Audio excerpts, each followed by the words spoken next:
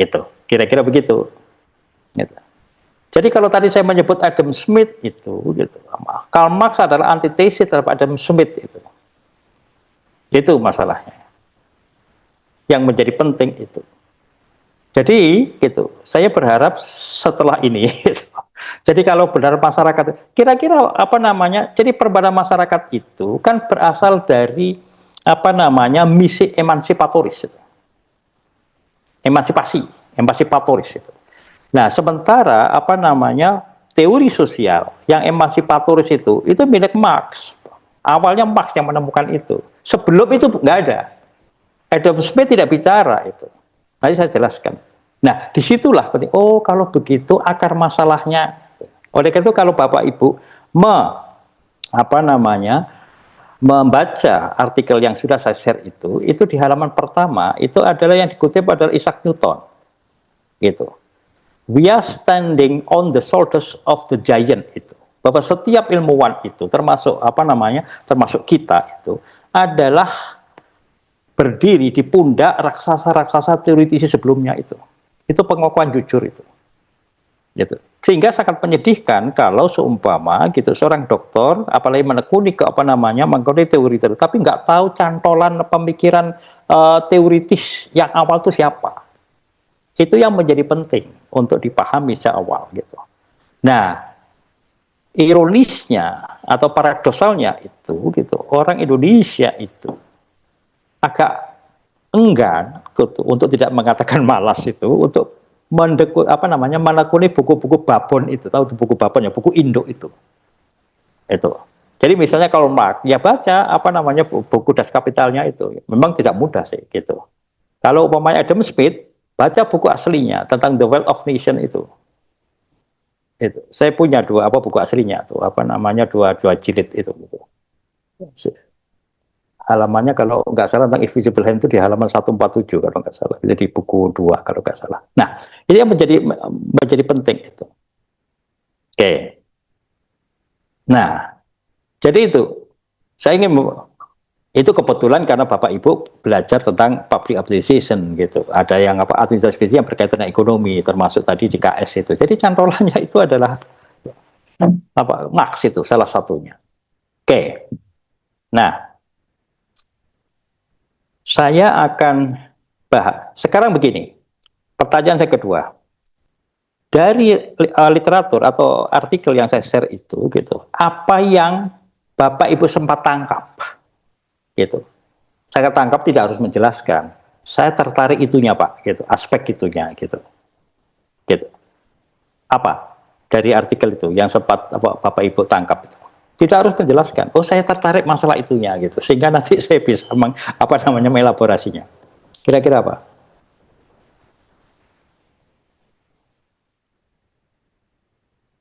...21 halaman itu. Karl Marx-nya singkat kan itu, kalau nggak salah berapa itu kan itu 3 orang kan. Ya, Karl Marx Durkheim sama Simmel kalau nggak salah. Kaitkan dengan yang sudah diajarkan itu, meskipun sepintas-sepintas. Apa yang tertarik di situ? Atau gini, kalau umpamanya nggak saya tertarik itu Pak, tapi saya belum paham katanya. Nggak apa-apa. Gitu. Biasanya kalau sudah saya Karl Marx itu, yang sering pertanyaan yang saya terima itu adalah, Pak, benar nggak Karl Marx mengatakan agama itu seperti opium? Itu biasa begitu, karena orang Indonesia kan begitu suka kaitannya dengan agama. Nanti saya jelaskan itu katanya. Gitu. Ya, apa kira-kira? Ada yang mau menyampaikan sesuatu?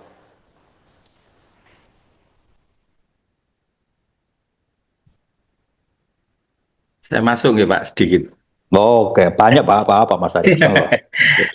Saya kalau baca artikel ini yang memantik itu kita itu dianggap alien Pak. Ya. Kita dianggap alien. Ya. Jadi di modernisasi ini kalau Karl Marx itu menganggap manusia ini akhirnya teraliniasi dari industrinya, dari macam-macamnya sehingga budaya yang tercipta dalam modern itu kan akhirnya apa ya hanya sebagai modifikasi alat yang dimodifikasi oleh kapital untuk mengeksploitasi kita. Nah, ini kalau dari Ya. perspektif KS kan menarik Pak itu. Itu sih Pak. Oke. Bagus. Dan saya jelaskan tuh. Ada yang lain? Kan asik kalau gitu. Apa yang kamu tanyakan itu? Jadi yang ditanyakan Pak Arief adalah aspek alienasinya. Oh, iya. Masuk sedikit, Prof. Izin Boleh. Oh, Ibu Melati terkait dengan silakan. Karl Marx. Sedikit ingin saya tanyakan, kalau Marx ini kan berbicara juga terkait dengan masalah bicara tadi budaya. Apakah budaya itu masih menjadi alat dominasi seperti yang dikatakan oleh Marx? Oke. Ya. Terima kasih, Bu. Ada lagi? 2 saya catat. Eh, Kalau saya tuh lebih Oh, tertarik Pak ke Dito. Mana? simelnya Pak, tentang apa ya? Dia ngomong tentang filosofi money kalau nggak salah. Mana?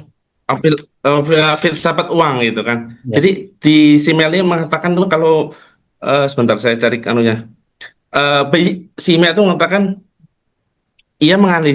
beliau ini kan sebenarnya menganalisis bagaimana uang itu mengubah interaksi manusia menjadi lebih impersonal, Pak, kalkulatif, Ya. instrumental. Nah, jadi Ya. uang itu kadang-kadang kalau di bahasa agama itu ya, mungkin itu karomahnya uang itu luar biasa, Pak. Bisa merubah orang menjadi baik, bisa menjadi orang cenderung ke kalkulatif gitu ya, Pak Arif ya. Ya. Jadi dari bahasa Simel ini saya cocok itu dia ada ngomong di halaman berapa tadi ya? Sebentar Pak. Eh Artikel up philosophy of money. Nah, perhaps the most important work. Nah, jadi ya saya tertarik seperti itu sih Pak. Filsafat uangnya itu Pak. Jadi uang itu kata Simel itu merubah segalanya manusia menjadi kalkulatif, penuh perhitungan. Ya. Seperti itu sih Pak. Oke. Menarik nih cuplikannya nih. Ya. Pak Arief, saya catat, seandainya nanti tidak tersentuh, gitu, saya punya hutang, punya Anda. Karena untuk bicara Marx itu luar biasa banyak tuh, untuk maksud ya gitu. Ya, oke. Tidak apa-apa, itu bagus. Nanti saya punya hutang itu untuk menjawab itu. Oke. Yang lain masih ada? Oke ya. Oke. Kalau tidak ada begini. Itu profil tentang, jadi saya akan bicara Karl Marx dulu, gitu. Apa namanya, gitu. Mungkin sedikit juga bahwa ini kan kita pertemuan pertama kali ya, gitu. Mungkin juga akan menyinggung Weber juga nanti, tapi apa namanya kalau perlu. Gitu. Karena menguasai, sekali lagi, menguasai pemikiran-pemikiran babon itu induk itu menjadi penting. Oh, itu akarnya di sana tuh. Jadi pada saat selfing itu apa namanya, memasukkan kotak itu. Oh, ini akarnya di ini loh pemikirannya, gitu loh. Teori ini gitu, akar pemikirannya di sini loh, gitu. Kira-kira begitu nanti. Nah, jadi sekarang saya share dulu apa namanya, sebentar, ini enggak. Oke.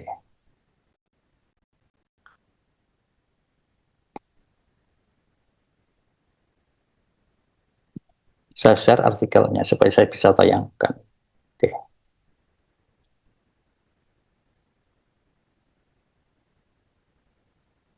Bisa dilihat ya? Sudah, kenapa? Ya, sudah nampak tayangannya? Sudah, Prof. Oke. Malah sudah saya tabido segala itu supaya kan. Jadi yang saya katakan gitu.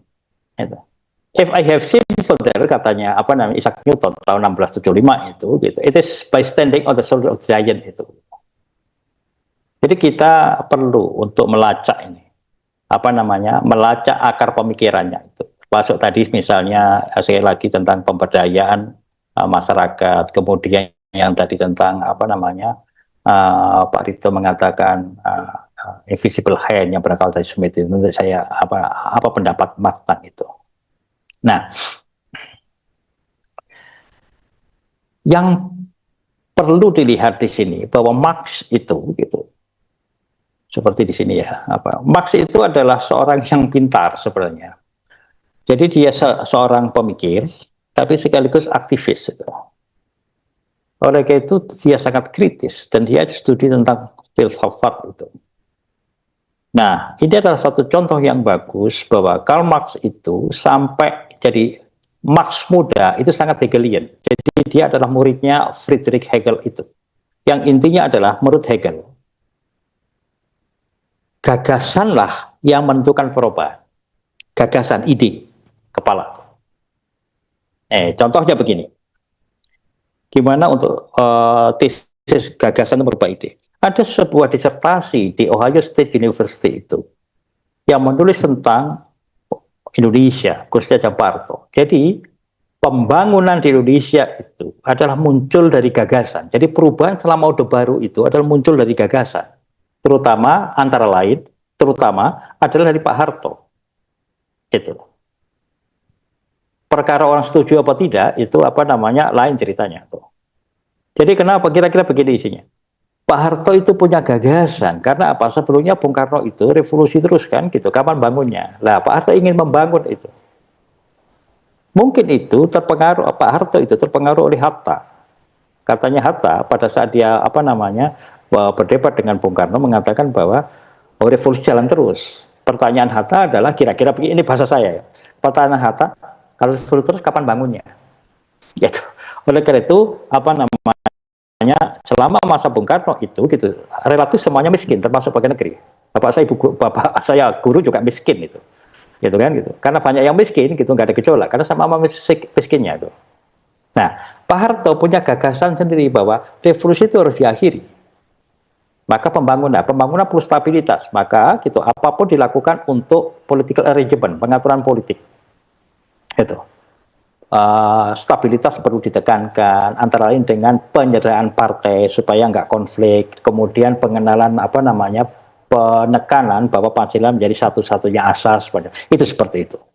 Nah gagasan itu kemudian Pak Harto, Pak Harto kan coba lulusan SMA, ya kan gitu, lulusan SMA dia tidak akademi kan gitu, tapi karena dia pemimpin akhirnya, maka dia mengundang ekonom-ekonom dari UI, terutama yang lulusan Berkeley itu di bawah pimpinan Profesor Wijayani Sastro itu. Maka gagasan-gagasan itulah yang kemudian menyusun repelita, menyusun bangunan. Itulah contohnya kira-kira bahwa gagasan itu merubah sejarah. Kira-kira begitu. Nah, Marx muda itu terpengaruh oleh filsafat Hegel ini, bahwa gagasan atau inilah yang merubah dunia, merubah sejarah dunia.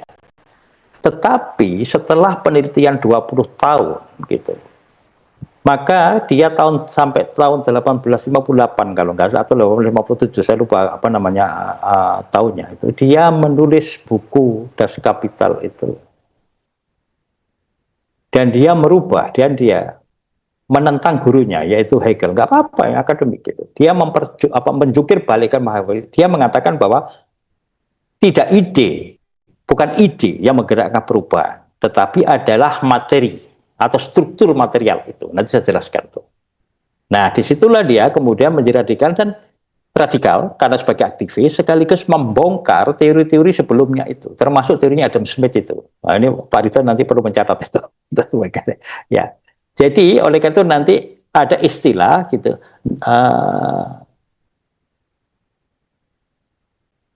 The conception of the conception of sebentar, di sini supaya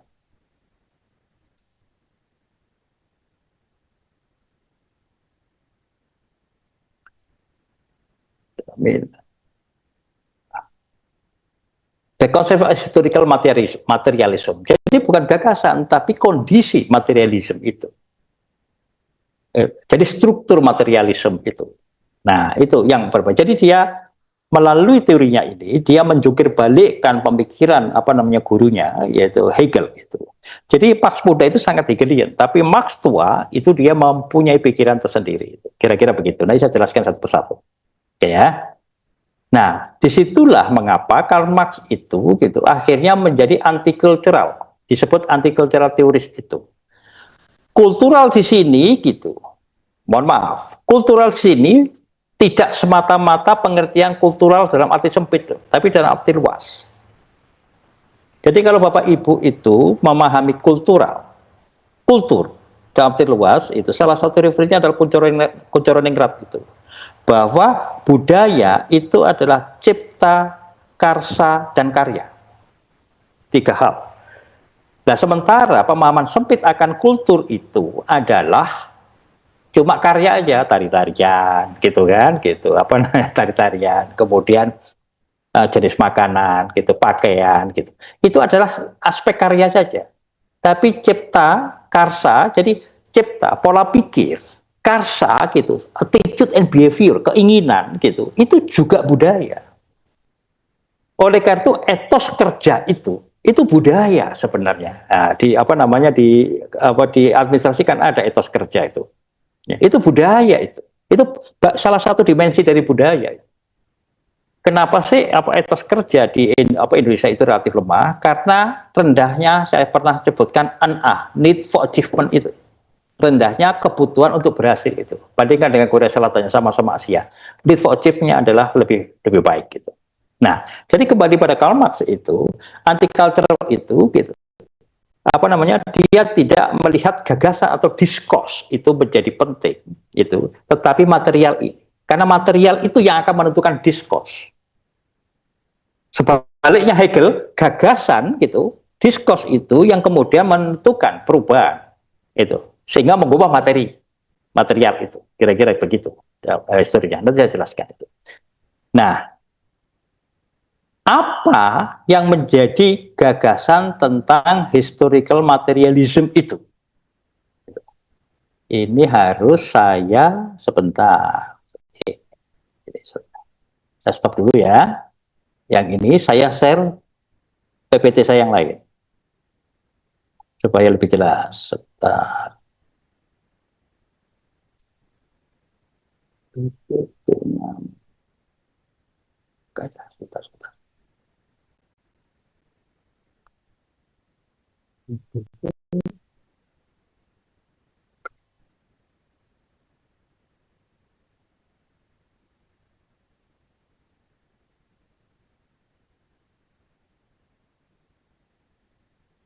Oh, ini.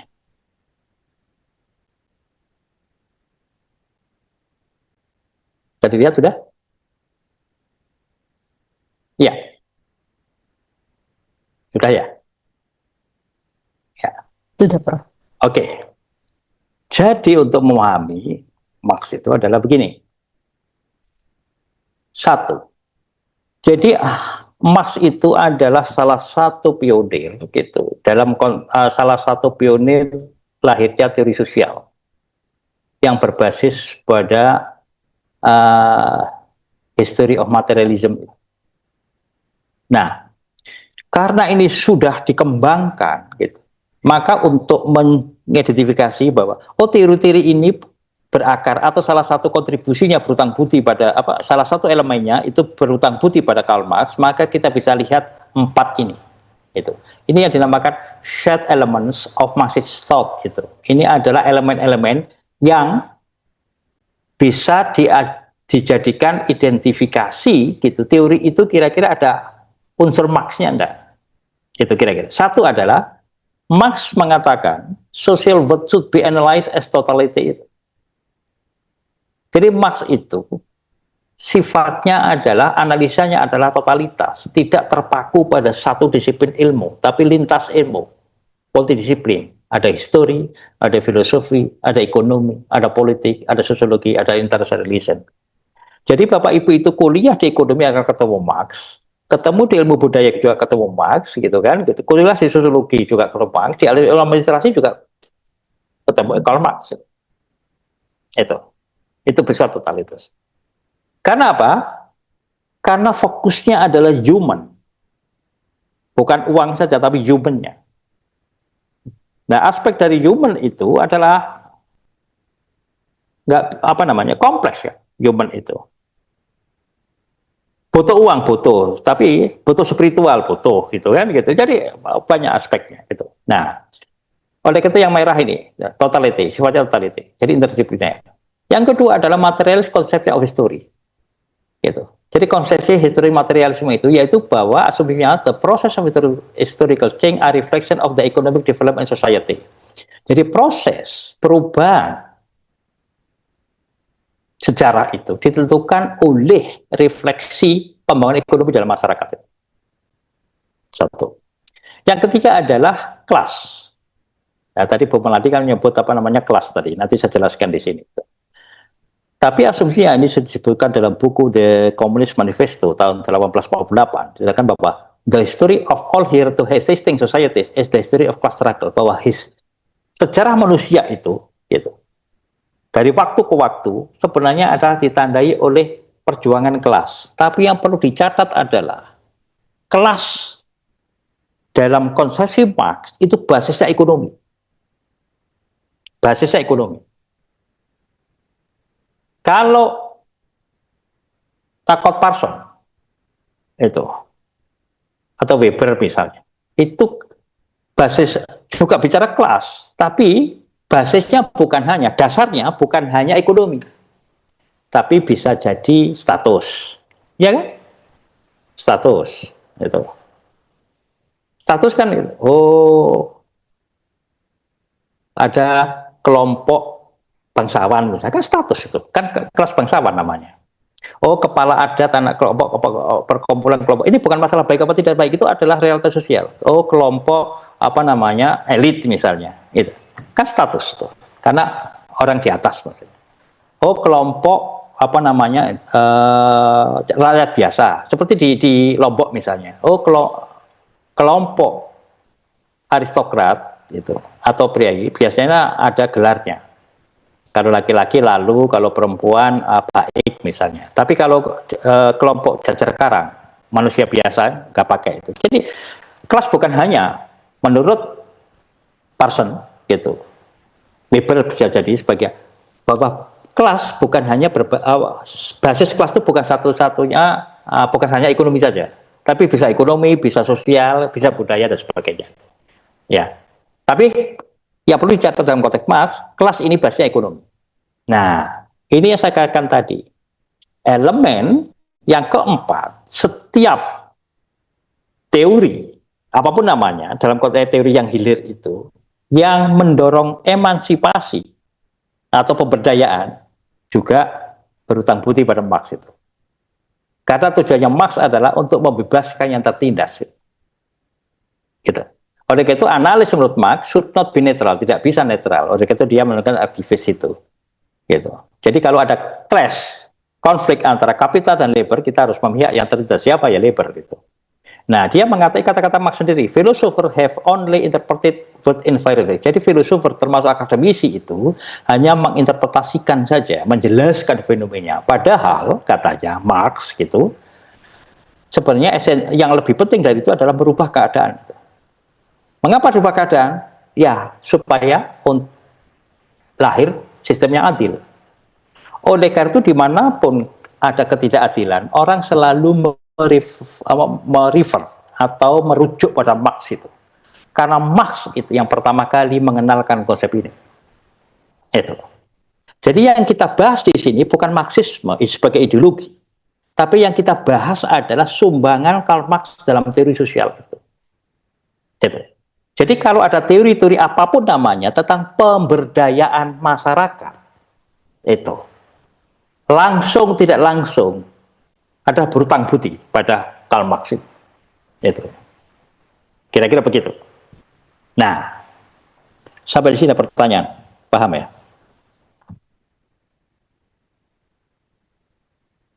Jadi tentang feminisme misalnya, feminisme itu yang sekarang lagi booming itu pembahasan itu, kan salah satu emansipatory dengan melihat perempuan itu selalu dalam kondisi tertindas. Maka harus memihak. Oleh itu kalau sedang menulis tentang feminisme harus ada aspek emansipasinya. Itu loh. Ini juga ada elemen atau berutang budi pada pilihan Marx itu. Itu feminisme. Misalnya. Itu. Atau teori mungkin di Pak Arief lebih tahu yang di KS itu. Jadi dengan melihat ini adalah dasar itu. Maka dalam konteks studi PhD, studi doktor itu harus tahu itu. Itu idealnya itu harus tahu bahwa teori ini hilir, hulunya di mana, akarnya di pemikiran siapa, teorinya siapa, itu menjadi penting. Oke. Sekarang saya akan menyoroti ini materi konsepnya of history itu. Oke.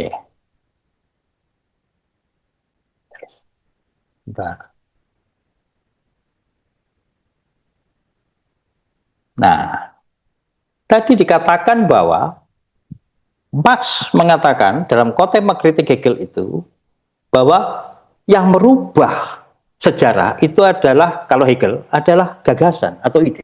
Marx mengatakan bukan, tapi adalah dasar-dasar ekonomi atau economic base namanya. Sehingga economic development adalah motor dari perubahan sejarah. Bagaimana menjelaskan itu? Nah ini titik sentralnya. Yang seringkali, mohon maaf, itu orang tidak begitu paham itu. Jadi dalam kehidupan ini nanti ujungnya pertanyaan Pak Arief itu tentang alienasi. Tapi harus paham ini dulu untuk menjawabnya. Jadi central dynamics dalam kehidupan ekonomi itu, terutama ekonomi kapitalis, itu adalah ketegangan antara means and relation of production. Means ini bukan meaning loh ya, bukan arti. Means ini adalah alat.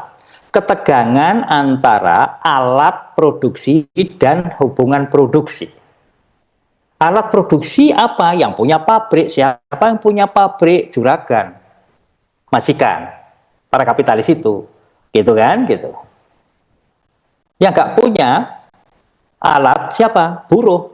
Buruh apa dalam konteks itu? Cuma mengandalkan tenaga kerjanya saja. Yang punya modal dan punya alat kan majikan. Nah ini yang menyebabkan ketegangan. Itu.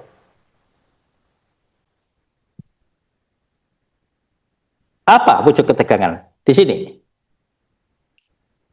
If mean of production develop, jika alat-alat produksi itu berkembang, seperti technological progress, seperti kemajuan teknologi, maka relation of production, hubungan produksi, itu adalah ketinggalan zaman sudah. Sehingga mengarah pada perubahan sosial, di mana hubungan-hubungan produksi itu sudah ditransformasikan untuk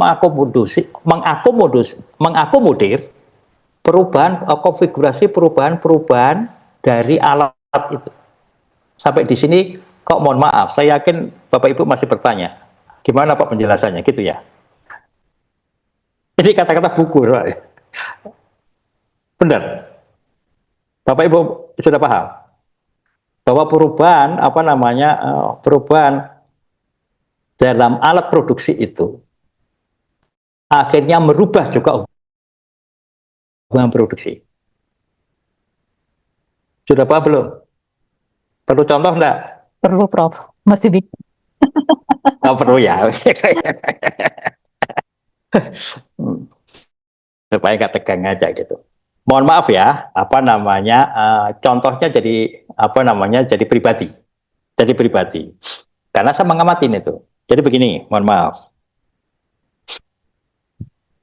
Saya ini, mohon maaf lah Pak Arief ini jadi arogan dan gitu. Tapi saya ingin mengingatkan karena pribadi, saya tidak mengacu pada buku, tapi berdasar pengertian saya tentang pemikiran Marx, kemudian saya refleksikan dalam kehidupan sehari-hari. Kebetulan itu adalah di keluarga saya gitu. Jadi saya ini adalah jadi pribadi, mohon maaf ya gitu. Tapi ini karena pribadi, jadi saya mengamati langsung berdasarkan pengetahuan saya, dan itu menjadikan berdasarkan contoh bermudah Bapak pemahaman itu. Jadi kebetulan saya ini adalah menantu anak bungsu. Jadi istri saya itu bungsu dari 9 bersaudara. Saya sudah cerita kan, gitu. Kalau nggak salah. Jadi kebetulan mertua saya itu punya home industry itu. Sudah saya jelaskan belum ya? Belum jelaskan. Belum ya? Oke. Belum Belum pernah. pernah, Bro. Oh, belum pernah. Oke. Jadi istri saya itu 9 bungsu dari 9 bersaudara. Oleh karena itu saya menikah kan pada waktu kuliah. Karena, mohon maaf ini supaya tahu konteksnya. Karena apa? Gitu. Bapak saya pada saat bapak mertua saya almarhum itu pada saat saya pacaran itu sudah serangan jantung 2 kali. Umurnya 75 tahun, sehingga beliau meminta saya supaya segera nikah. Nah, ternyata bapak saya setuju gitu loh. Apa alasannya? Ya antri mati. Memang bapak calon mertua bilang, kenapa kok Pak? Harus menikah katanya. Nah sekarang, kalau saya belum lulus, rezeki itu urusan Tuhan, kata kamu menikah dulu karena saya sudah antri mati, dia bilang. Saya menginginkan sebelum mati, anak bungsu saya sudah resmi punya suami, dia bilang. Ya sudah, bapak saya, alasannya manusiawi gitu kan, gitu. Ya besok saya ke sana gitu aja bapak saya itu. Jadi ya sudahlah nikah. Gitu. Tapi kami dengan istri itu ya jelas itu punya anak itu setelah lulus gitu kan. Oke, nah Karena itu, gitu, karena sudah menjadi menantu itu, apalagi menantu apa namanya ragil itu, gitu, saya sering dilibatkan dalam, gitu, dilibatkan dalam perusahaan home industry itu. Karena kan ya saya kan belum tetap, belum jadi dosen itu kan, belum lulus itu kan gitu. Termasuk apa namanya diminta untuk menjembatani, mencari mesin. Jadi mertua saya itu punya home industry pabrik tenun. Nah, jadi pada saat saya jadi penentu itu ada perubahan gitu. Dari ATBM, tahu singkatan ATBM? Alat tenun bukan mesin. Gini gitu kan, gitu, kue mesin. Maka mertua saya itu gitu. Kenapa saya dilibatkan? Karena sering ke Jakarta, ke PRJ, Pekan Raya Jakarta, gitu, antara lain untuk mencari mesin tenun itu. Nah kebetulan, sering kali bukan kebetulan, penjaganya itu dari Korea, gitu. Ya nggak bisa bahasa nggak bisa bahasa Indonesia, sehingga saya sedikit bisa bahasa Inggris itu bisa menjembatani itu. Jadi itu saya bisa mengamati itu proses itu. Nah akhirnya, jadi pada semula pada saat alat pabrik tenun itu berjalan secara tradisional, pekerjanya itu adalah sekitar 50 orang pekerja. Ya dalam konteks mas jadi buruh lah gitu.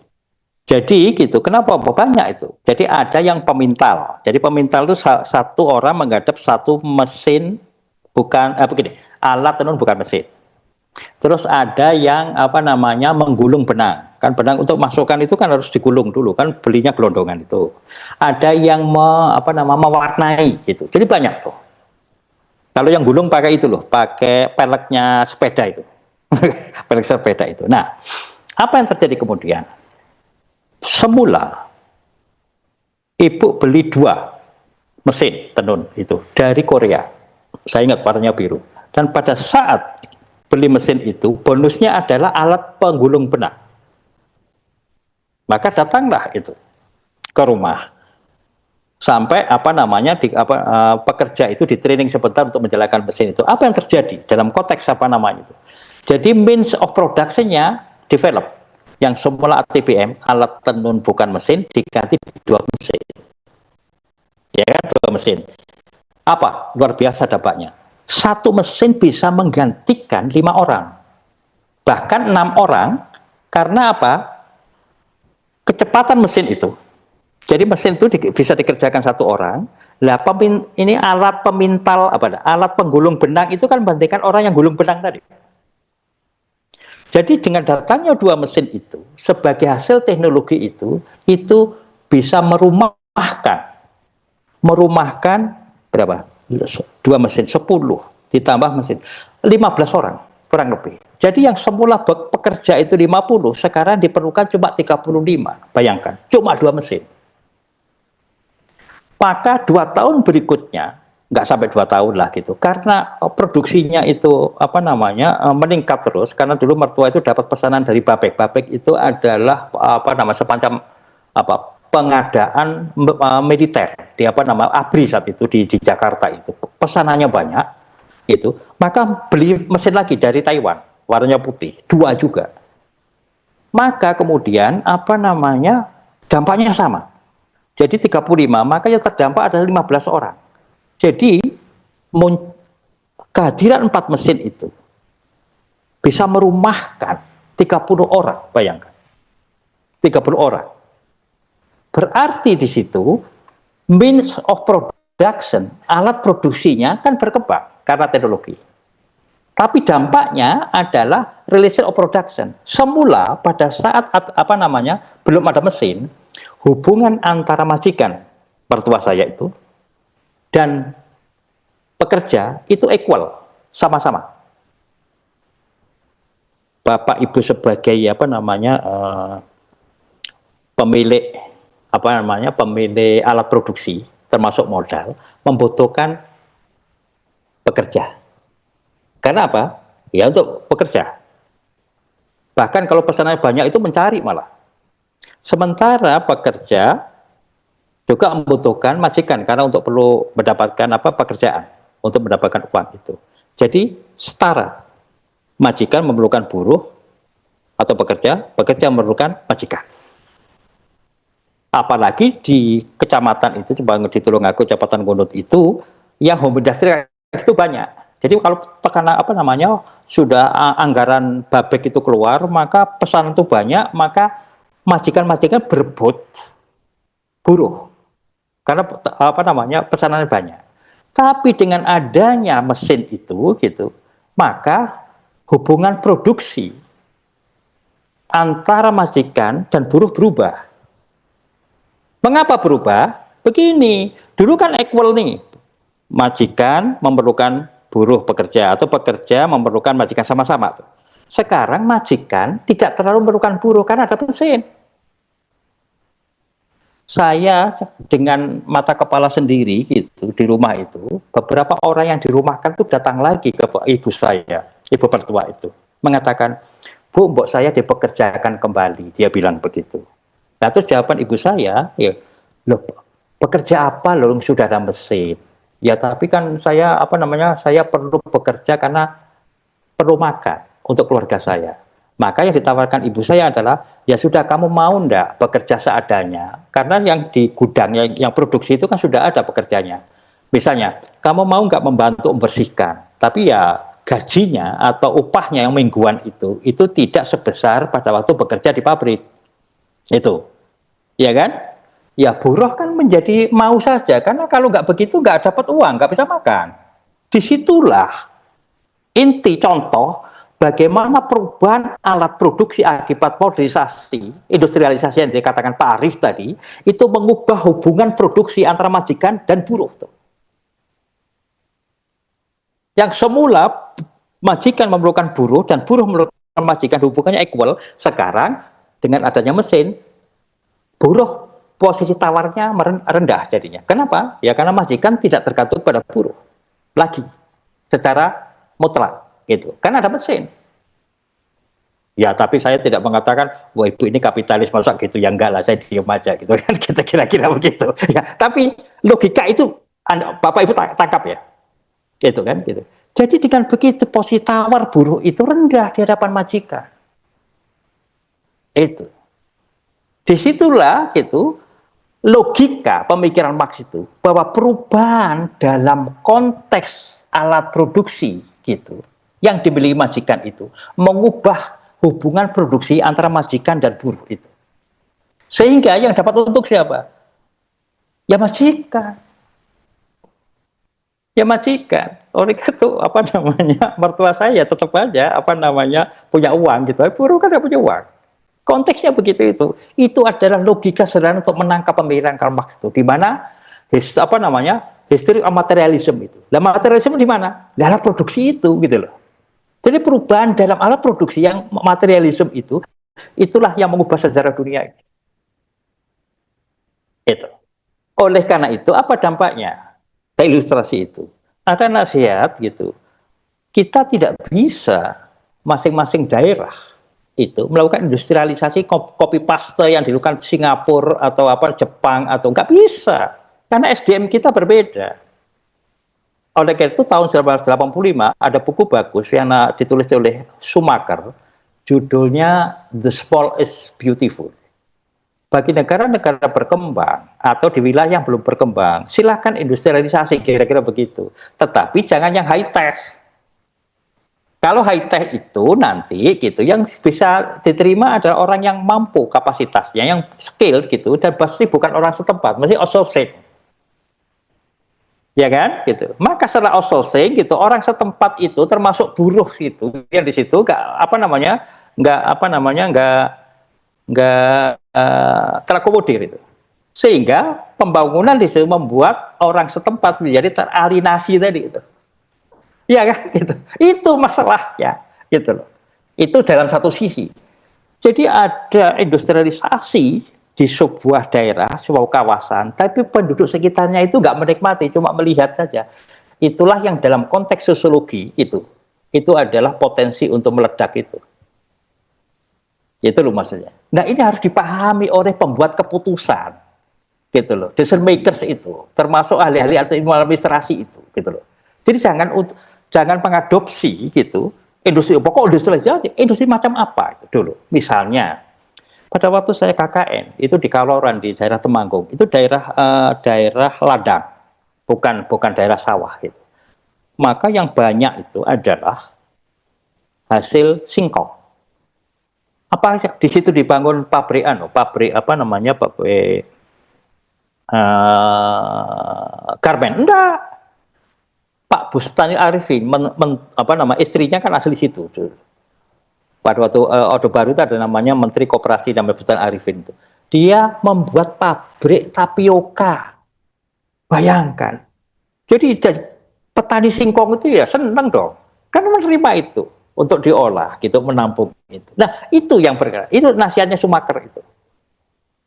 Lah, oleh karena itu, pembuat keputusan itu harus jeli. Setidaknya punya dasar pemikiran atau pengetahuan tentang gitu, pemikiran Marx ini dasar dari Marx itu. Gitu. Kalau cuma mengganti teknologi tinggi gitu, itu outsourcing akhirnya, sehingga gitu banyak apa namanya tenaga-tenaga gitu setempat itu yang tidak masuk itu, sehingga disitulah gitu relation of production itu berubah total. Yang semula itu saling membutuhkan, maka yang kemudian terjadi adalah yang punya produksi dan modal itu akan selalu diuntungkan. Itu salah satu dimensi alienasi. Masih ada alienasi yang lain. Oke. Ya. Oke. Sampai di sini paham itu tentang histori materialisme. Paham. Oke, alhamdulillah kalau begitu. Nah, apa alienasi yang lain? Ini menjawab Pak Arif dulu ya gitu. Apa alienasi yang lain dalam konteks ekonomi? Di Das Kapital itu, Karl Marx itu mencontohkan apa namanya, mencontohkan kayu jadi meja, gitu. Oke, kita bisa lihat tentu saja apa namanya, bisa lihat apapun barang itu. Marx mencontohkan tentang kayu jadi meja. Kalau Pak Rusyanto mungkin apa tentang batu akik lah gitu kan, jadi batu yang sebelah itu diubah gitu, gitu, oke, gitu kan, gitu. Jadi setiap material yang material mentah. Jadi kalau batu akik kan belum begitu kan, batu akik betulnya batu terus dipecah terus digosok macam-macam kan, terus kemudian dikasih apa namanya, dikasih apa itu rumahnya itu gitu. Maka itu jadi produk. Setiap barang mentah jadi produk, maka dalam konteks ekonomi ini Pak Rito ini sudah ada titik belum itu, maka jadi komoditas di situ. Pada saat produk itu jadi komoditas itu, maka keterkaitan buruh yang memproduksi itu dengan nilai komoditas itu udah putus. Karena apa? Kalau jadi komoditas itu, kemudian apa namanya, maka itu bisa diperjualbelikan dengan keuntungan tinggi. Keuntungan tinggi hanya dinikmati oleh juragannya yang punya alat produksi dan modal. Buruhnya nggak dapat. Buruh hanya dibayar oleh upahnya itu. Keuntungannya nggak dibayar. Keuntungannya kan apa namanya, ke majikan.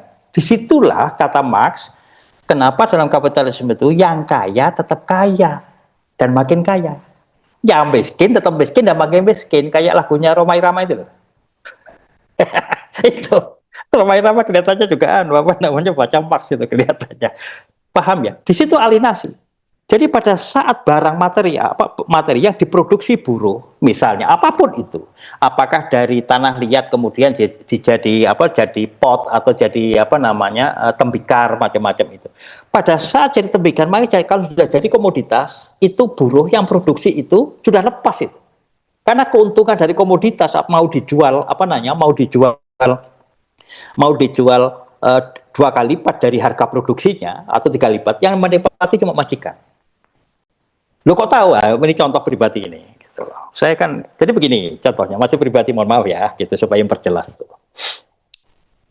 Pada saat saya menikah itu, setelah menikah itu, gitu, saya malu untuk minta uang. Sudah menikah kok minta uang pada orang tua, gitu. Maka saya jadi bakul, gitu. Saya jadi bakul tas dulu itu. Jadi, gitu, saya kulaan, gitu, sama ibu itu, gitu. Bawa tas ransel itu, yang tas ransel backpacker itu. Saya bawa dari Tulungagung ke Solo, ke Jogja itu. Termasuk ke Birota Kampus. Birota Kampus masih ada tokonya di Jogja. Saat itu gitu. Apa ya gitu. Saya bawa itu berapa? 5 atau 4 karung. Itu naikkan bis itu. ke Solo, saya dijual di Pasar Klewer, kemudian ke Jogja, kalau saya jual di Pasar Beringharjo dan di Mirota Kampus itu. Saat itu saya kulaannya tahun 80-an itu kalau nggak salah 50.000 satu tas. Enggak, 35.000 satu tas. Gitu. Jadi kalau seumpama saya naik ke bis itu, maka bis tambahi lagi lah biayanya. Oke, sampai 40.000 per tas misalnya. Itu sudah keringetan saya. Gitu. Saya nyewa becak gitu, keringetan itu. Pada saat masuk di masuk di Mirota Kampus yang cuma memajangkan dan punya etalase saja, setelah saya serahkan di situ dibayar kontan, enggak, jatuh tempo 1 bulan sih gitu. Tapi dengan harga saya setor 35 gitu. Dijual berapa di Mirota Kampus saat itu? 75.000. Saya keuntungannya oke, betul. Saya jual 45. Jadi setas itu saya untungnya sekitar 10.000 sampai 15.000. Tapi Mirota Kampus yang cuma menerima kemudian majang itu dia jual itu antara 75 sampai 100.000. Bayangkan, yang keringetan ini gitu, yang proletar itu, yang keringetan yang bawa itu untungnya cuma 15. Tapi yang punya etalase gitu, menerima keuntungannya 3 kali lipat. Ya. Ya saya nggak bisa menikmati keuntungannya 3 kali tadi. Apalagi buruh yang produksi loh. Ya kan? Kan sudah dibayar upahnya. Disitulah alinasi ekonominya di situ, Pak Arif. Itu. Jadi buruh itu gitu menghasilkan menghasilkan produk dari bahan mentah itu dibayar upahnya. Tapi keuntungan yang berlipat itu hanya dinikmati oleh majikan. Itu. Disitulah maka secara ekonomi buruh mengalami alinasi karena apa? Pada saat barang itu jadi produk itu buruh sudah tidak bisa lagi mengontrol, tidak bisa menikmati lagi itu. Itu hebatnya Marx itu. Hebatnya Marx di situ. Ya kan gitu. Itu alinasi dalam bidang ekonomi. Tapi kalau alinasi pertama tadi ada alinasi ini ada pabrik di tempat saya, kok saya nggak ikut ya? Jadi teralinasi dari konteks itu. Itu. Nah disitulah yang menjadi penting. Pembangunan itu intinya adalah gitu. Bagaimana masyarakat itu bukan hanya diuntungkan, tapi merasa memiliki. Tapi kalau yang pertama itu nggak merasa memiliki. Itulah beberapa konflik itu yang sering kali terjadi itu, gitu loh. Ya terlinasi. Sementara di pendapatan juga terlinasi karena selain produk itu keuntungan komoditas itu sampai dijual 2 kali, 3 kali, 4, 5 kali, banyak menikmati cuma majikan saja. Disitulah isu ketimpangan sosial menjadi oleh itu. Kalau kajian di KS itu ada kemiskinan, termasuk di di AN itu ada kemiskinan itu. Marx adalah seakan-akan membuat teori itu adalah what is underlying gitu. Antar karpet. Jadi sesuatu yang kita lihat karena di bawah karpet. Lah dia membuka karpetnya itu. Gitu. Kira-kira begitu. Itu. Disitulah menjadi penting itu. Nah, kenapa dalam asumsi saya atau dalam pemikiran saya, Bapak Ibu perlu mengatakan begitu. Inilah pentingnya tahu teori sehingga mengasah sensitivitas. Kalau Bapak Ibu tadi menjelaskan pada mahasiswa, sekaligus juga itu kalau menjadi penasihat pembuat keputusan itu. Karena apa gitu? Miskin itu bukan karena malas loh. Nah ini yang bukan malas itu. Ini menyinggung untuk menjawab Pak Rito itu nanti. Oh sampai di sini dulu. Setelah itu saya menjawab Pak Rito. Sampai sini paham? Jelas Pak. Paham Pak. Paham Gitu. Pak. Oke, paham lah. Sekarang gitu, saya akan menjawab Pak Rito tentang tentang Adam Smith itu. Jadi begini. Adam Smith itu punya asumsi teoritik mengatakan pasar itu nggak usah diintervensi. Karena pasar itu diasumsikan bergerak sendiri karena ada semacam invisible hand di situ, ada tangannya tidak terlihat. Loh kenapa? Karena ada supply and demand. Tolong dikoreksi saya Pak Rito, itu yang saya nggak mendalami ekonomi ini. Gitu. Jadi kalau supply-nya itu melimpah, barang itu melimpah di pasar, harga akan turun kan? Karena stoknya banyak. Nah, karena stoknya banyak, harganya turun, gitu, orang menahan diri untuk tidak berproduksi. Sehingga kalau stoknya itu kemudian berkurang, harga naik lagi tuh. Gitu. Jadi gini, kalau stoknya banyak, demand-nya terbatas, gitu, maka harga akan turun. Tapi kalau stoknya itu berkurang, sementara demand-nya tinggi, maka harga akan naik. Dan itu akan mendorong produksi, kan begitu. Itu gampangannya begitu. Gitu. Itulah, jadi pasar tuh nggak usah, katanya Adam Smith itu, nggak usah diintervensi, karena supply and demand itu akan mengatur pasar itu sendiri. Yang dilupakan oleh jadi gini, sebentar, sebelum mengkritik Adam Smith. Jadi asumsinya Adam Smith itu, pasar itu biarkan saja, sehingga bebas intervensi. Pasar itu akan mengatur dirinya sendiri. Salah satu kelemahan Adam Smith yang dikoreksi oleh Karl Marx adalah asumsi Adam Smith tidak berlaku terus-menerus. Karena pasar itu bisa dibentuk, bisa dikondisikan. Tidak selalu pakai invisible hand. Nggak percaya, saya beri contoh nih. Tahun 80-an itu, ada seorang Australia yang melakukan penelitian tahun 80-an loh ya, tidak sekarang. Jadi kok perlu dilihat konteksnya tahun 80-an. Ada seorang Australia, dia tidak menyebutkan lokasinya, itu penelitian di salah satu kampung di Jawa Tengah, di ujung pantai utara Jawa Tengah itu. Nah, ini nelayan. Ini berkaitan dengan asumsi Adam Smith. Logikanya, pasar itu sudah biarkan jangan intervensi. Karena dengan pasar seperti itu kan sudah memberikan kesempatan yang sama di siapapun untuk jual beli. Kan begitu logikanya. Gitu. Memberikan providing equal chance gitu. Seperti seakan Anda ke pasar itu, ya tergantung Anda mau beli apa tidak. Kalau mahal ya ada nawar. Kita kira seperti itu gitu kan gitu. Nah, kalau umpamanya itu ada orang yang kalah bersaing gitu, kalah bersaing di pasar itu, barangnya nggak laku itu, maka implikasi dari asumsi Adam Smith itu, ya orang itu malas satu. Jadi kultural penyebabnya. Kalau nggak berhasil, wong sudah dikasih kesempatan yang sama kok nggak berhasil, berarti malas. Atau kurang skill. Oleh karena itu sekarang ada entrepreneurship loh, mata kuliah kewirausahaan itu sumbernya dari Adam Smith itu. Kalau dilacak itu salah satu contohnya. Jadi perlu dididik entrepreneurship itu. Dengan asumsi kalau sudah entrepreneur nanti punya pikiran untuk bisa berdaya saing, kan gitu logikanya. Jadi pendekatannya kultural itu. Kalau itu pun gagal, ya memang orangnya males, orangnya emang nggak mampu, kan begitu logikanya. Nah, itu yang dikritik oleh Marx itu. Saya berikan ilustrasi begini. Pada penelitian orang Australia itu di kampung nelayan terpencil, sehingga dia tidak punya akses ke pasar. Itu. Karena apa? Di pinggir pantai, jalan tahun 80-an itu kan gitu, awal 80-an, jalan ke pasar ke kota itu begitu rusak. Apalagi kalau hujan, mau musim hujan kayak begini. Gitu. Apalagi mereka nggak punya mobil. Itu.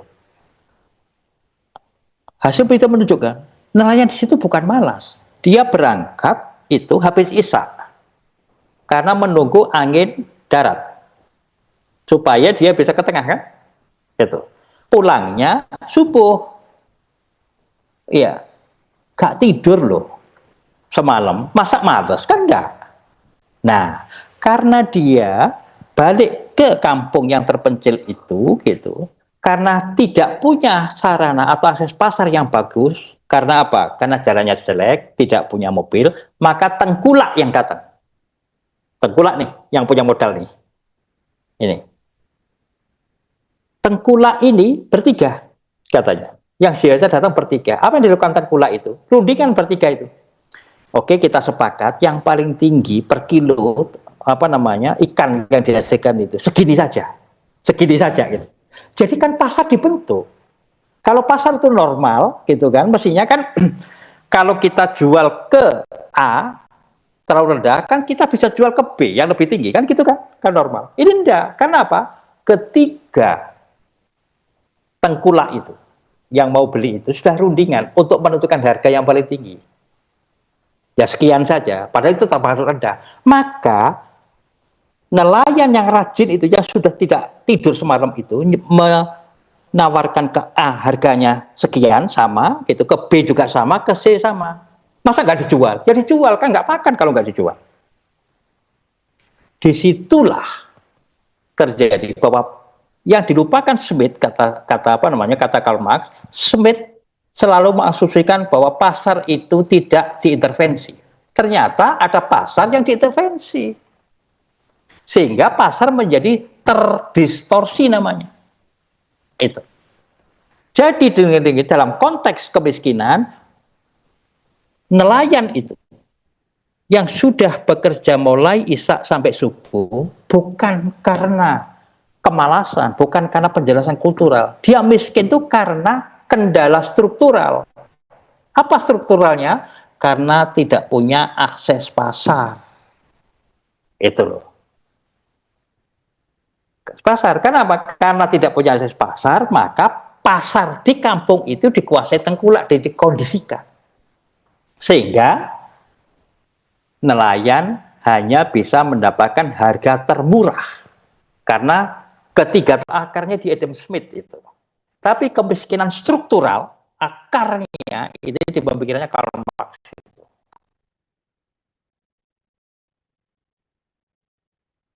Sampai di sini. Jelas, ya. Ada pertanyaan?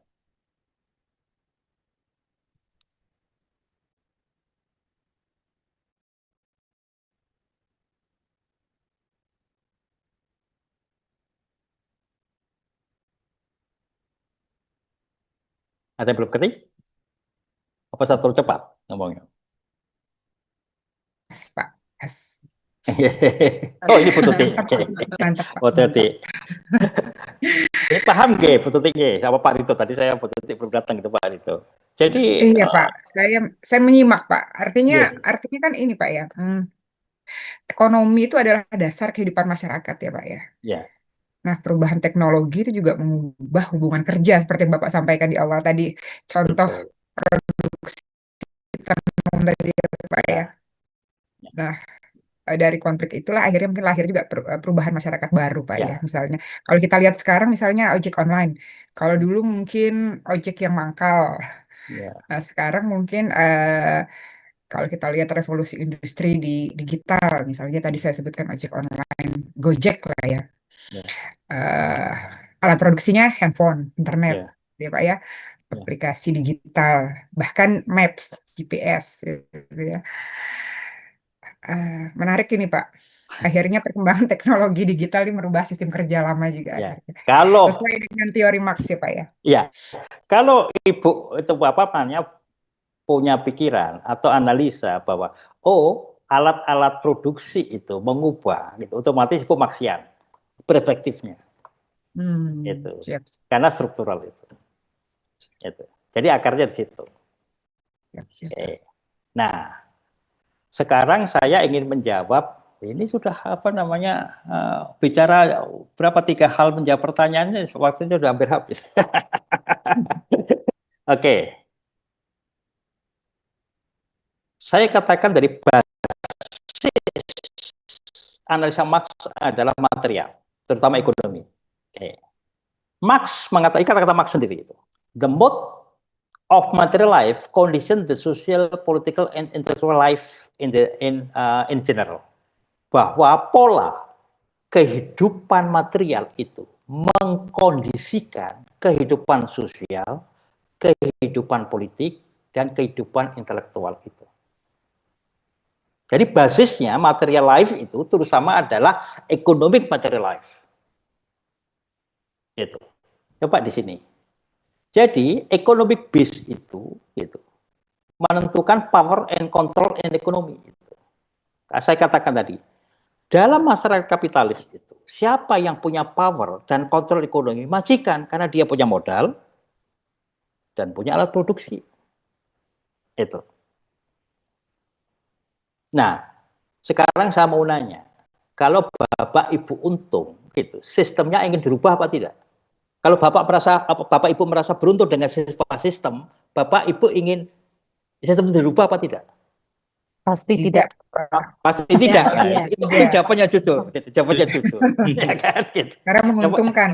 Ya, karena menguntungkan kan? Gitu. Iya. Nah, karena sistem itu menguntungkan oleh majikan, apa namanya menguntungkan majikan, maka majikan dengan kekuatan ekonominya itu berusaha supaya sistem nggak berubah.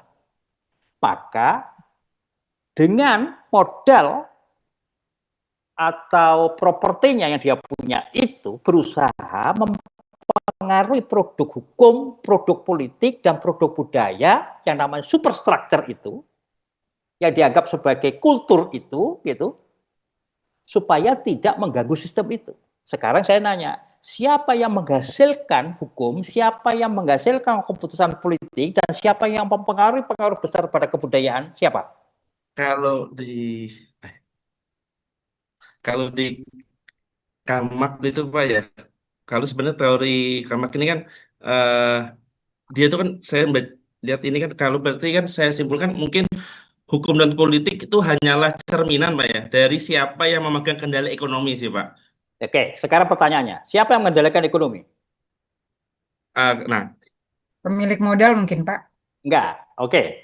Enggak, pemilik modal tadi kan diuntungkan oleh sistem kan, gitu. Sekarang, secara umum saja, pemahaman umum, common sense saja, siapa yang menghasilkan hukum, yang membentuk hukum, siapa yang menghasilkan keputusan politik, siapa yang paling berpengaruh dalam kultur, siapa?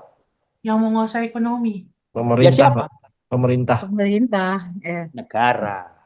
Ya, negara. pemerintah, oke, negara. Disitulah kenapa Marx tidak terlalu percaya pada negara. Karena negara selalu mencerminkan, kata Marx loh ini, gitu. Kita bisa setuju bisa tidak tuh. Karena negara itu selalu dalam pengaruh majikan yang punya modal. Ya Sangat kan? menarik, Prof. Saya tertarik dengan kasus yang lebih viral ini, Prof. Pesta Iya. babi.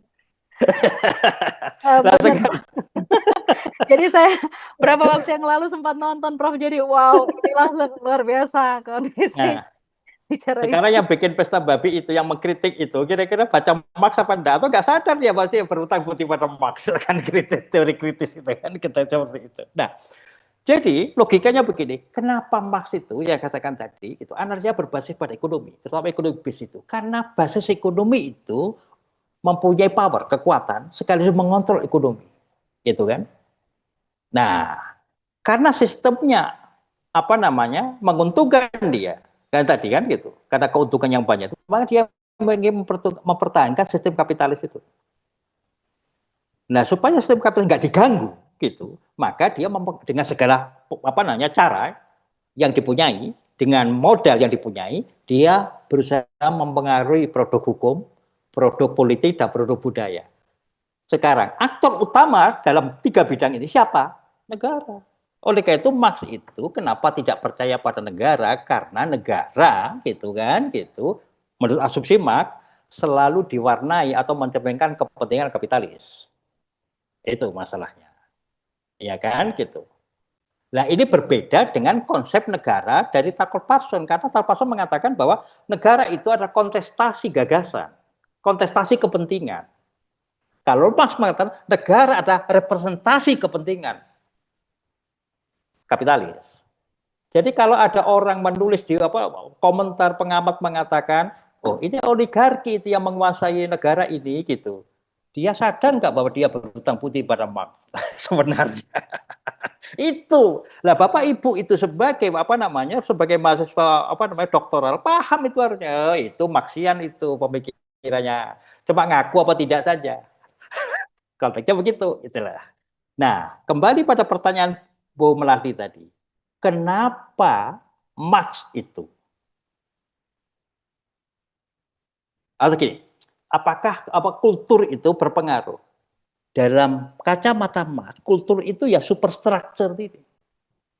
Karena apa? Kan produk legal, produk hukum, produk politik itu kan hasil cipta dan karsa orang-orang atau aktor dalam konteks negara. Itu loh.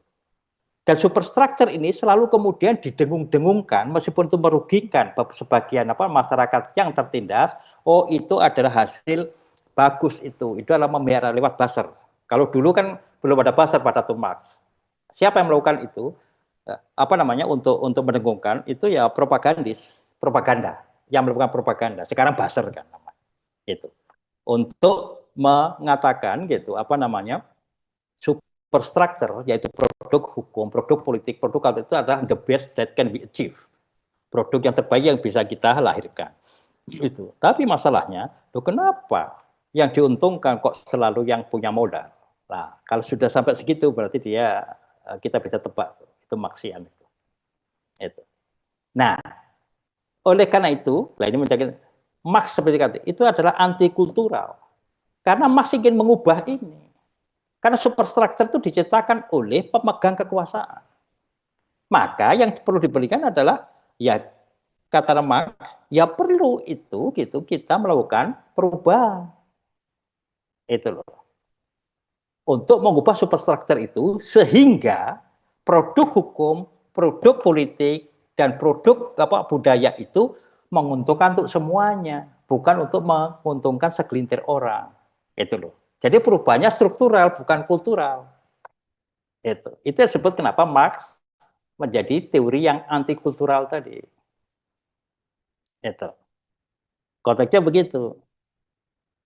Jadi ekonomi based infrastructure-nya, superstructure-nya itu adalah produk hukum, produk politik, produk kultur yang mendukung sistem kapitalis itu. Konteksnya begitu. Kan banyak sekarang pengamat mengatakan ini dikuasai oleh oligarki negara kita itu. Oligarki maksudnya bukan modal gitu. Tapi dia tidak pernah jarang saya ngamati itu bahwa dia mengakui bahwa itu adalah analisa Marxis itu.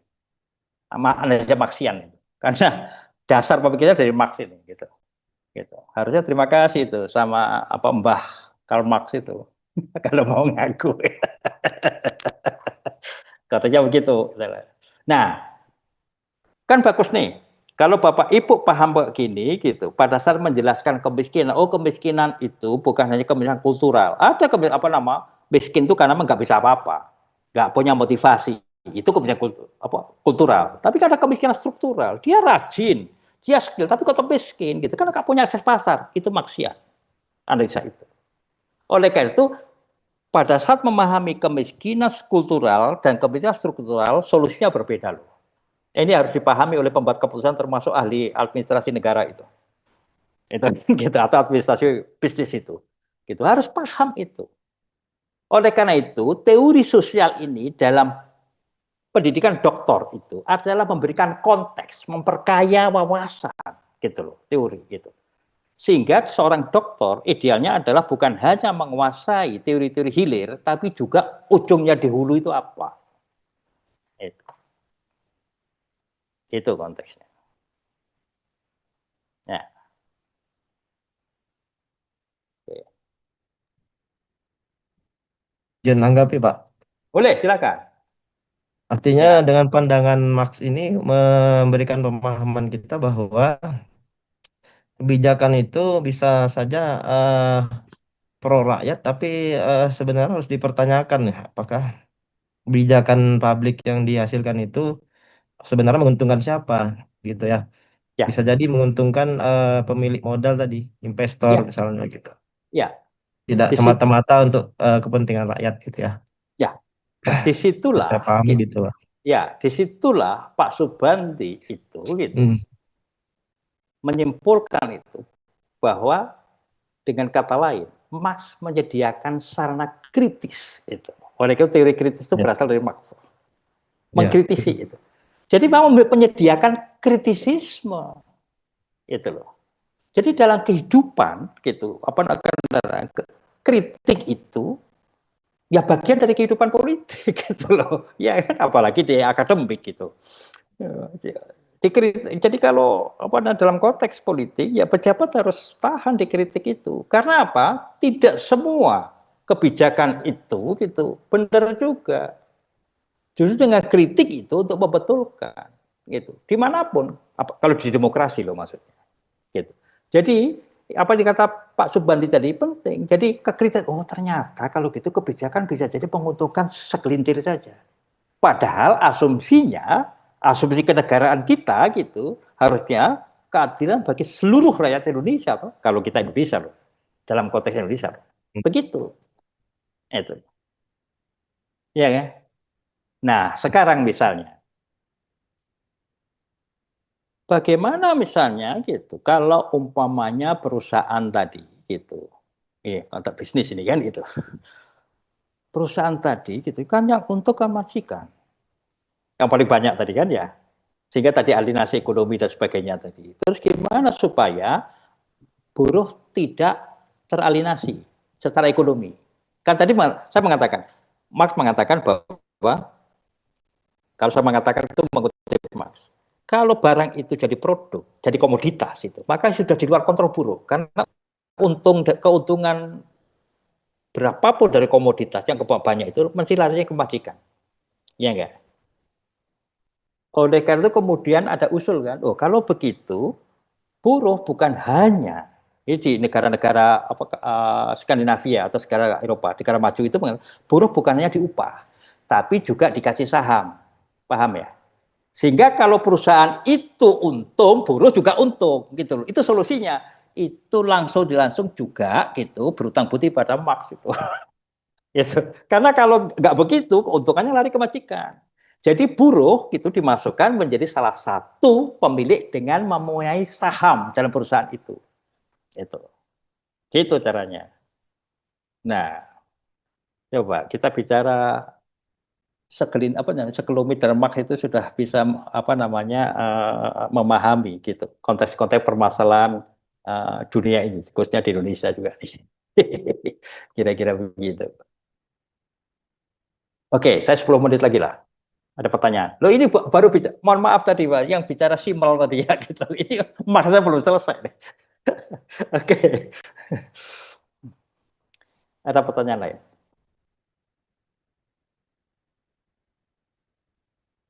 Oke. Jadi kalau misalnya gitu, ada semboyan gitu. What you say depend where you sit gitu. Apa yang kamu katakan itu mencerminkan di mana posisi kamu gitu. Kira-kira begitu. Itu adalah bentuk kritisisme. Ya kalau kamu majikan mesti gitu berusaha untuk yang menguntungkan kamu. Itu adalah itu adalah berhutang budi pada Marx itu untuk mengkritisi itu. Ya pantas itu kan dia sekarang gitu. Kok beda ya sekarang? Dulu belum menjabat nggak begitu gitu kira-kira begitu. Ya kan? Itu konteksnya gitu. Jadi yang dilandasi Marx itu selain pemikiran tentang bahwa perubahan secara itu digerakkan oleh ekonomi gitu. Di mana ketegangan dipicu oleh ketegangan antara means of production yang mengubah relation of production tadi. Sekaligus juga penting untuk memahami bahwa pada saat majikan yang diuntungkan itu senang, maka dia tidak ingin sistemnya berubah. Untuk supaya sistemnya nggak diganggu, maka dia berusaha mencari jaminan dengan mempengaruhi produk hukum, produk politik, produk budaya itu dengan segala cara. Konteksnya seperti itu. Nah, disinilah gitu. Dalam konteks sebagai akademisi, apalagi sebagai pembuat keputusan harus jernih itu, seperti katakan Pak Subandi tadi itu. Oh, kalau begitu ada yang ini gitu. Kalau ada pro bisnis atau pro buruh itu langsung itu berhutang budi pada Marx itu gitu kan gitu. Karena Adam Smith nggak bicara itu. Mohon maaf itu Pak Rito. Adam Smith nggak bicara itu. Yang penting pokoknya dikasih aja lah pasar itu, termasuk pasar bebas gitu. Ya kan gitu. Ya kan? Karena pasar bebas dasarnya kan equal chance, kesempatan yang sama.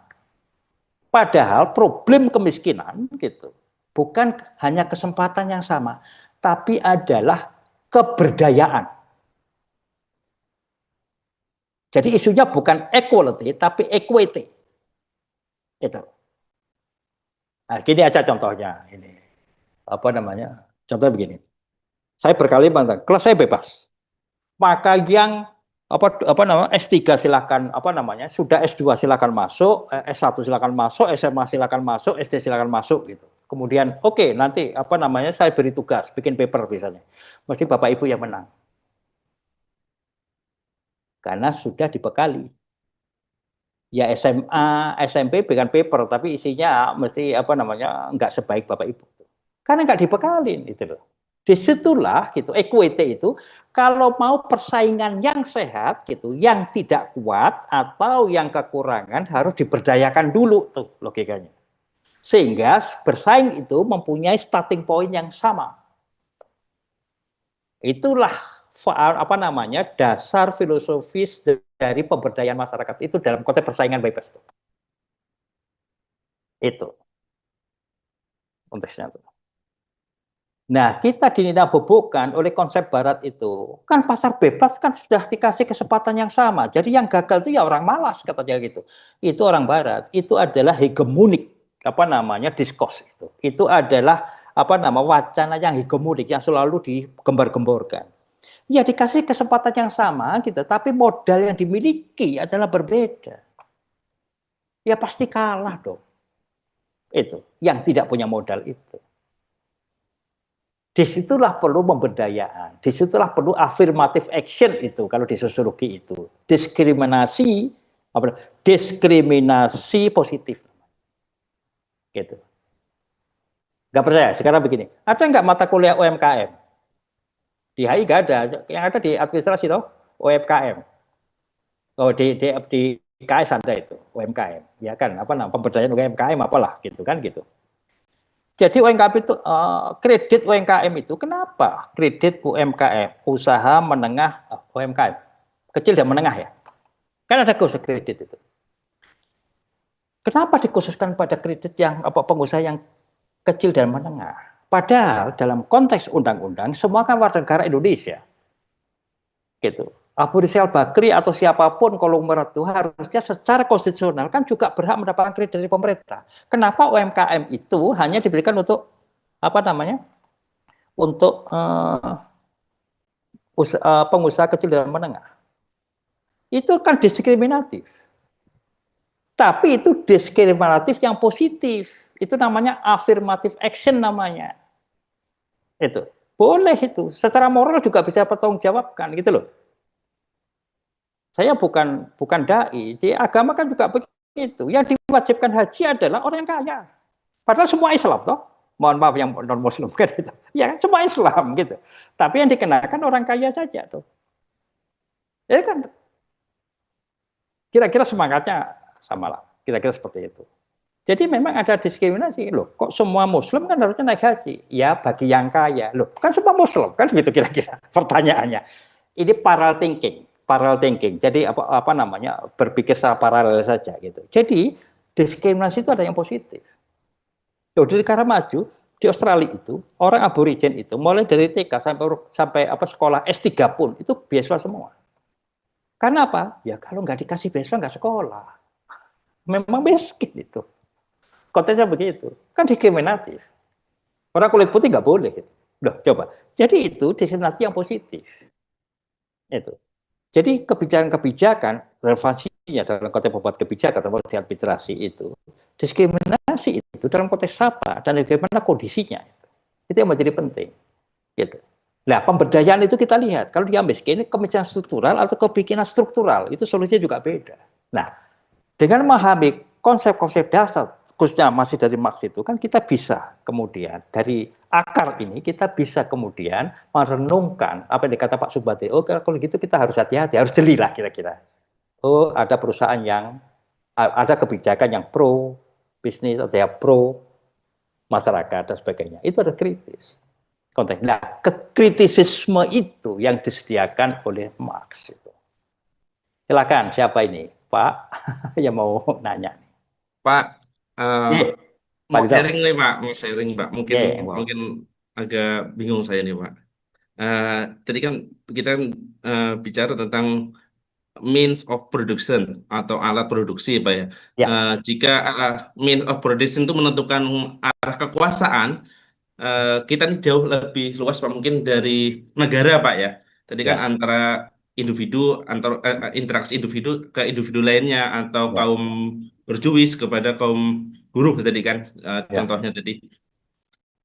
Gimana kalau kita balik misalnya negara antar negara? Mungkin kemarin ada semangkok mie ya, apa politik hmm, semangkok mie, tapi bukan itu nanti. Kita jika kita mengumpamakan tadi kan alat produksi atau mean of production itu menentukan nah, kekuasaan sejauh ya, yang saya tanyakan ini, sejauh mana Pak komoditas strategis nasional seperti contoh kita kan punya sawit ya, atau mineral yang kritis nih yang ada di hmm, Indonesia hmm, dapat benar-benar digunakan sebagai daya tawar, Pak, atau ya, bargaining position dalam geopolitik untuk melawan struktur ekonomi global yang sangat besar, Pak, sangat kuat, nih, Pak, atau yang sudah ya. mapan. Nah, Nah, kalau kemarin itulah. kan kalau di teori-teori yang saya dapat yang awal sebelum ini kan ada istilahnya eh, geopolitik di semangkok mie. Ya, Ternyata banyak itu ada produksi yang sebungkus mie kita makan itu ada terigu sampai petani-petaninya sampai ke geopolitik. Nah, yang saya tanyakan eh, kalau kita nganggap adalah sawit itu adalah mean production hmm, atau menentukan kekuasaan ya tadi kata Bapak, mean of production atau alat produksi menentukan kekuasaan. Jadi sejauh mana sih Pak sawit atau mineral kritis kita ini digunakan untuk bargaining power tadi Pak dalam geopolitik kita nih melawan kekuasaan negara yang sudah mapan itu, Pak. ya, oke. Sawit itu kan selama ini selalu jadi raw material. Dan kita ekspor menjadi raw material juga tuh. Padahal kan bisa dikembangkan seperti Brasil itu, misalnya jagung itu menjadi etanol, ya kan gitu. Nah, yang menjadi penting sebelum lebih jauh itu bahwa yang mempengaruhi negara sebagai pembuatan hukum, pembuat regulasi dan sebagainya bukan hanya tengkulak dalam negeri, bukan hanya konglomerat dalam negeri, bukan hanya kapitalis dalam negeri, tapi juga kapitalisme global, gitu kan? Kalau kapitalisme global itu yang sekarang kalau dalam KHI itu disebut sebagai non-state actor atau non negara itu seperti misalnya apa namanya MNC itu. Contoh MNC banyak tuh, McDonald, Kentucky, Freeport, macam-macam. Itu kan pengaruh negara supaya negara memberikan atau menghasilkan regulasi yang menguntungkan mereka sama aja gitu loh dalam konteks itu. Nah, sekarang kembali pada pertanyaan Pak itu. Sebenarnya gitu tidak tepat juga kalau apa namanya sawit itu sebagai raw material itu cuma salah sebagai alat produksi itu cuma satu saja. Cuma masalahnya adalah gitu kita belum memberdayakan atau mengolah sawit itu menjadi gitu produksi yang advance. Oleh karena itu, mulai Jokowi sebenarnya konsep hilirisasi itu dicanangkan. Sehingga yang kita ekspor bukan bahan mentah, tapi gitu bahan olahan yang sudah dikembangkan sih harganya mahal. Gitu. Karena apa yang selama terjadi, kalau barang mentah ini kita kirim ke apa namanya ke Eropa atau ke negara Barat, mereka mengolahnya menjadi barang produk, barang apa olahan gitu, yang kemudian dijual dengan sangat tinggi. Jadi keuntungannya pada mereka, padahal itu yang kita menghasilkan. Mereka mengolah, tapi produknya lebih mahal, keuntungannya lebih mahal. Sehingga kebijakan hilirisasi itu menjadi strategi. Jadi keputusan pemerintah itu bagus. Kalau dijalankan secara konsisten kita tidak lagi mengekspor bahan mentah, tapi menjadi barang jadi sehingga gitu harga yang keuntungan yang kita dapatkan itu untung gitu. Apa yang terjadi? Diprotes kita sama orang Barat, dilaporkan ke WTO kan gitu. Karena itu dianggap ini apa namanya mengganggu rantai pasokan. Nah itulah ketidakadilan dunia itu. Nah, masalahnya adalah Marx itu level of analisa adalah nasional. Nasional. Yang bicara itu adalah yang bicara tentang kapitalisme global itu Lenin. Itu loh. Nah, Lenin berutang-budi mengembangkan teori itu. Jadi dalam konteks kembali pada pertanyaan Pak Rito gitu, bagaimana cara kita ya lakukan itu secara konsisten proyek hilirisasi itu. Jadi bukan hanya kelapa sawit, tapi kalau saya dari apa biodiesel macam-macam itu, sehingga kemudian gitu kita bisa jual dengan harga mahal dan bisa menentukan pasokan energi dunia, gitu. Dan harus berani itu menghadapi itu. Karena apa? Negara Barat Rusia kan mereka udah nyaman dengan sistem itu. Sistem di mana kita negara negara-negara dunia berkembang mengekspor bahan mentah, mereka yang mengolah, yang hasilnya kemudian dijual dengan harga tinggi, keuntungan besar pada mereka kan gitu. Nah, jadi kalau pertanyaan gimana olah itu sendiri, jadikan kelapa sawit itu jadi means of production betul-betul gitu kan, gitu sehingga kemudian menjadi daya tawar yang tinggi itu karena sudah diolah nih barang jadi. Cuma dengan catatan ya jangan merusak lingkungan. Iya kan gitu. Itu berarti kalau merusak lingkungan kan harus keseimbangan itu harus dihitung. Kalau merusak lingkungan kita dapat untung tapi sesaat, tapi anak cucu kita akan rugi dalam konteks seperti itu. Bisa. Jadi proses hilirisasi itu kok saya melihat itu kok positif itu. Cuma masalahnya konsisten enggak? Satu. Yang kedua adalah berani enggak kita menghadapi tantangan itu. Kalau Pak Jokowi mengatakan, oh kita lawan, oke, kita lawan tuh laporan ke WTO. Nah, itulah yang yang penting untuk dilakukan sebenarnya. Bukan hanya kelapa sawit, tapi semua termasuk nikel sebenarnya. Itu barang-barang Jadi strategis kan itu. secara tidak langsung kan teori Karl Marx ini kan membuktikan Pak ya, mungkin setiap upaya untuk merombak struktur dasar itu pasti akan berbenturan langsung atau kata Bapak tadi tension ya, tension terhadap suprastruktur tadi, suprastruktur atau superstruktur. Ya gitu Pak ya maksudnya Pak ya. Superstruktur bisa, superstruktur iya, pasti Superstruktur. begitu. Ya. Ya. Karena Karena kita lihat kan dalam konteks internasional itu, regulasi internasional seperti WTO dan sebagainya, gitu, rantai pasokan itu kan produksi mereka. Regulasi yang dibuat oleh negara maju karena menguntungkan.